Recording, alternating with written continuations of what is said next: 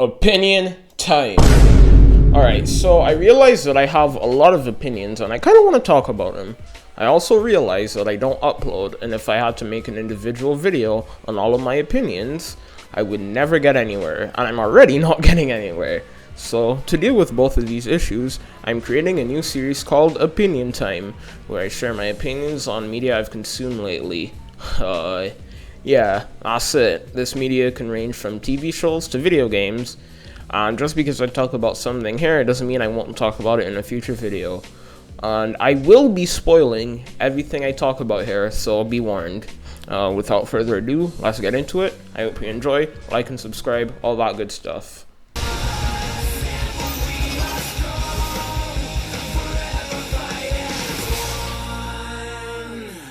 So, I plan to make a video dedicated to this show and Marvel animation as a whole. So while that's in the oven, I'll just talk about it a bit here.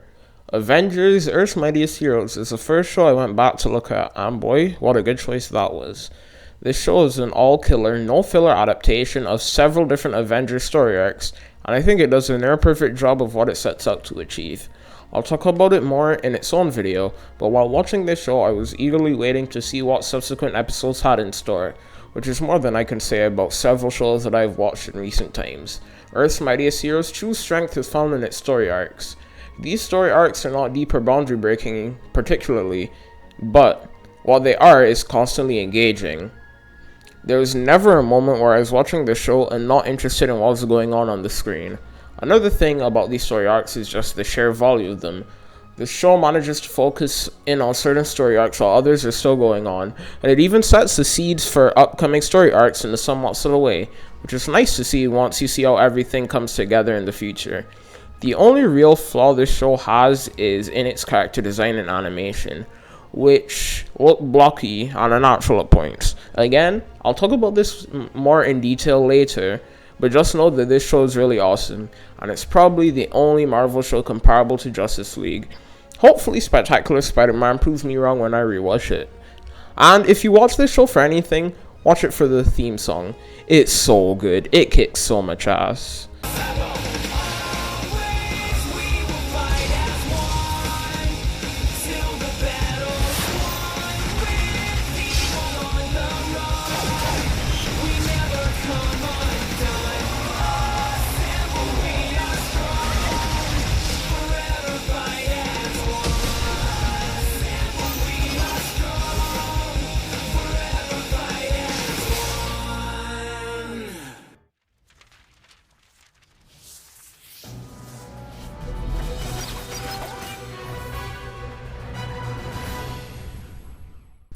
Naturally, after watching Earth's Mightiest Heroes, I had to watch its successor, Avengers Assemble.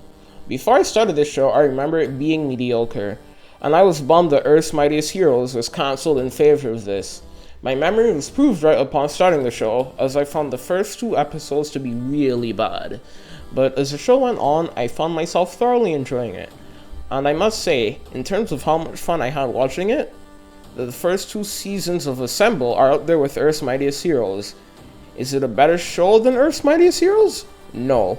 While watching it, it was very easy to spot its flaws, and these flaws weren't present in Earth's Mightiest Heroes.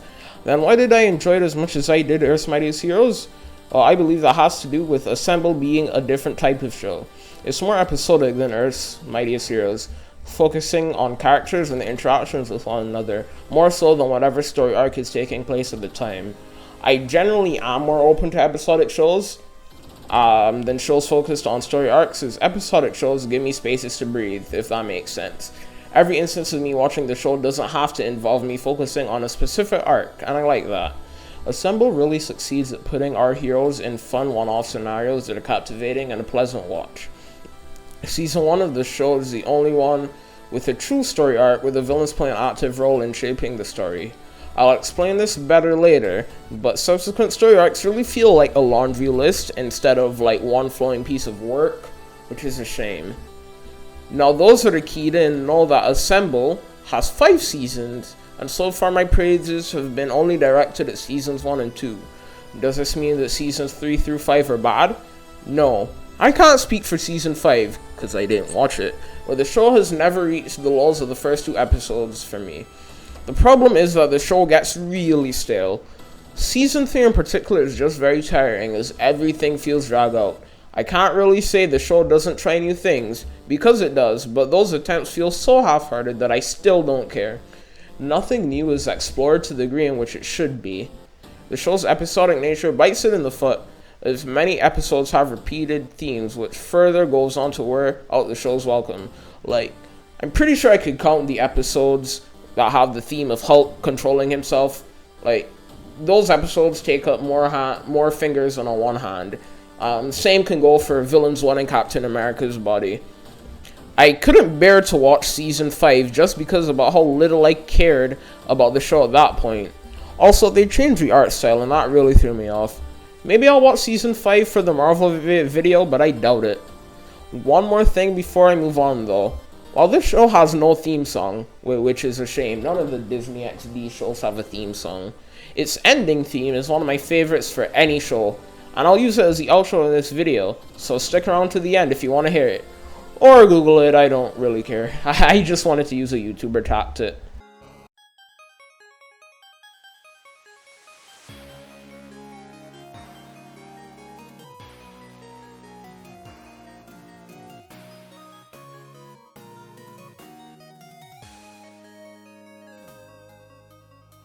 There's one thing you guys should know about me.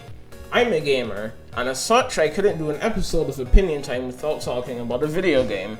I don't know how my gamer heart would go on if I didn't.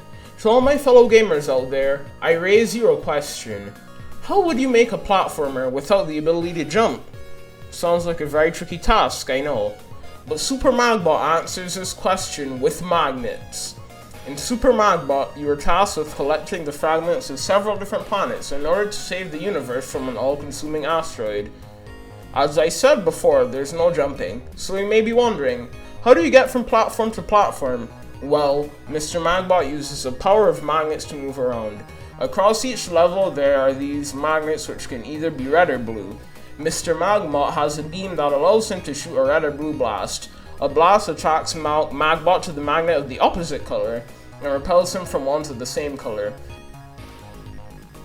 Opposites attract and all that good stuff. So, for example, a blue magnet platform is placed in front of you.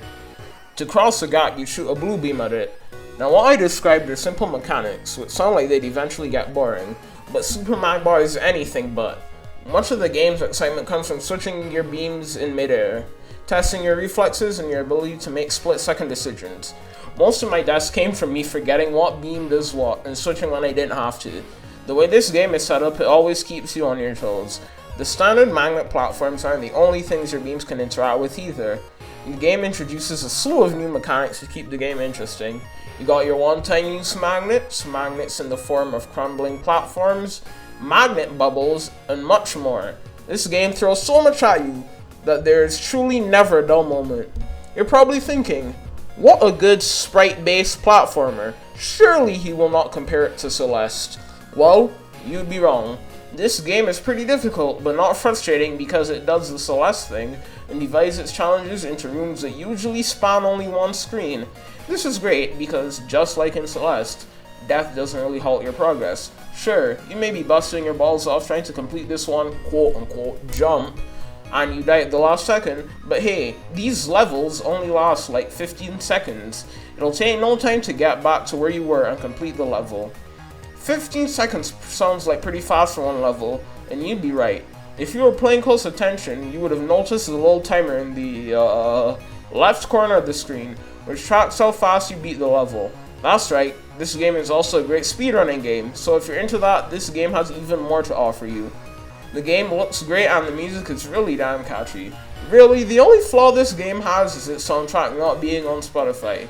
Pro tip to all you game devs out there, play your music on Spotify. It makes me think more highly of you.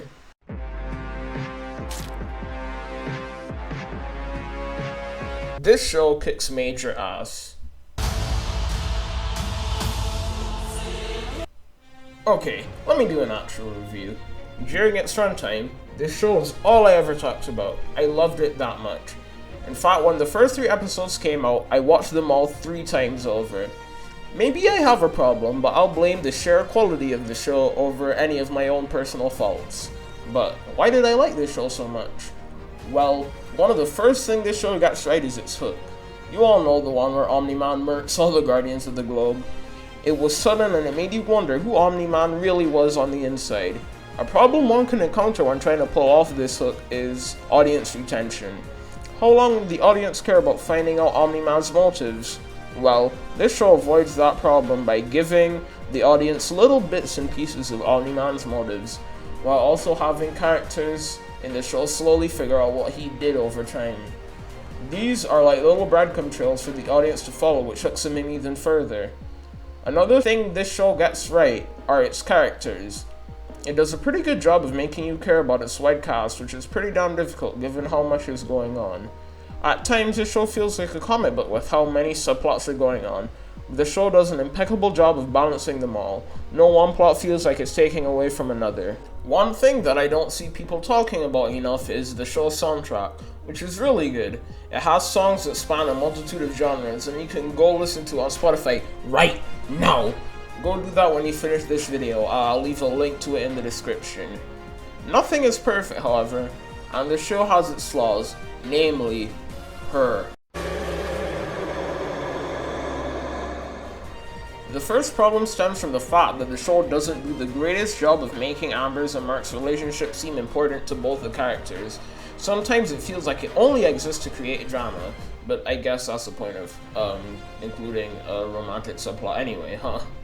Anyway, the only Amber scene that matters is a breakup scene, and I will say, how Amber's feels is valid. It may not be 100% logical, but if you expect the feelings of a teenage girl to be rational 100% of the time, you're weird. I can understand her feeling unimportant after being repeatedly stood up and not being given any good reasons. The problem with the Amber scene is in its execution. Having her know Mark was invincible clashes with what was said in previous episodes, and if she knew, you'd think she would be more understanding towards Mark, even if she still isn't okay with his actions 100%. If Amber didn't know Mark was invincible and just said, okay nigga, and when Mark revealed himself, I think this would have gone over much better. Another problem with the show is the animation. It's not the greatest and it's sometimes distracting, but it's great when it counts. Like, it took me 4 rewatches to tell that Omni-Man was a 3D model in this scene. And now that the show is a hit, I think the animation team will have the budget to truly showcase their talents. My favorite episode of this show has to be its 7th, We Need to Talk. It's just a mad dash of Omni-Man trying to find Mark and the government trying to stop Omni-Man. It's mostly all killer, no filler, and it will have you on the edge of your seat the entire time. Now you notice I said mostly. This episode does have a side plot where Robot goes to get a new body so that he can pursue a morally gray relationship with Monster Girl. Viewers may be confused as to why the action is paused for the side plot, and as someone who read the comics, just know that this scene was necessary, as Robot is one of the most important characters in the comics. Oh yeah, I read the comics. I have audio recorded of a review of them, but I don't know if I'll upload it. We'll see. The next thing I'm gonna say is a super spoiler, so if you've watched the show but haven't read the comics, you can just skip a couple seconds ahead to the Black Widow part. In the comics, Omni-Man has a heel turn and becomes good at the end of the series, leading the Viltrumites into a whole new age of being good. In the comics, this is nearly believable because he didn't ram Mark through a train along with other despicable actions. But in the show, he did ram Mark through a train, so I'm just wondering how they're gonna pull off turning him into a good guy.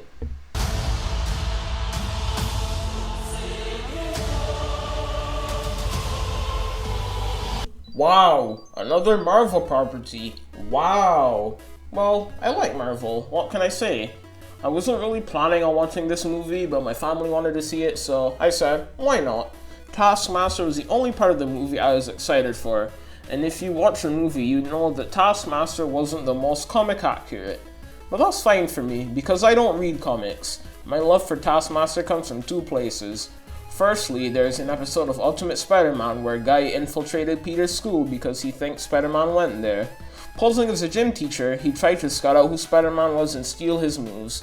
I like this episode a lot and found it really creative. The other reason I love Taskmaster is how his powers challenge writers. Since Taskmaster can learn your moves and their counters as soon as he sees them, you can't really outfight him, you know? defeating Taskmaster takes more than fighting superiority, and I think that's a good way to add depth to a superhero skill set. Sure, Black Widow can fight good, but we gotta let the audience know there's more to her than that, and I think Taskmaster would have been a very good way to show off other sides of Natasha, like her creativity and resourcefulness. Did they do that with Taskmaster? Not really.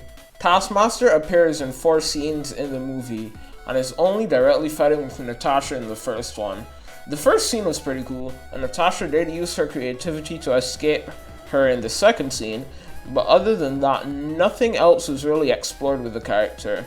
What really peeved me is that in the final scene when the Red Room is blowing up, they sit Taskmaster on the Red Guardian and not Natasha. A really underwhelming fight ensues, which ends up in Taskmaster getting locked up. You may have noticed that I refer to Taskmaster as a she, and that's because in this movie, Taskmaster is the daughter of the bad guy who is used to paint our hero as morally grey, although that doesn't really matter as Natasha saves her in the end.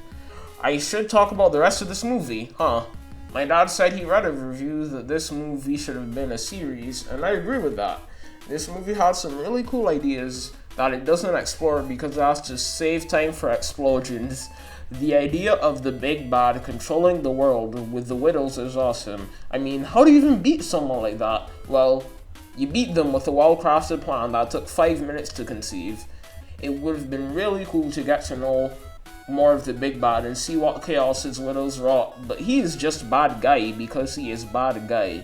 You have nothing really to gain from seeing this movie, but you have nothing to lose either, so go watch it if you want to, I guess. Well, that's it folks, thanks for watching and I really hope you enjoyed the video. I plan to make more of these videos now that I have more free time, so I guess I'll see you guys in the next one, and it definitely will not take me like another year to make another video, I promise.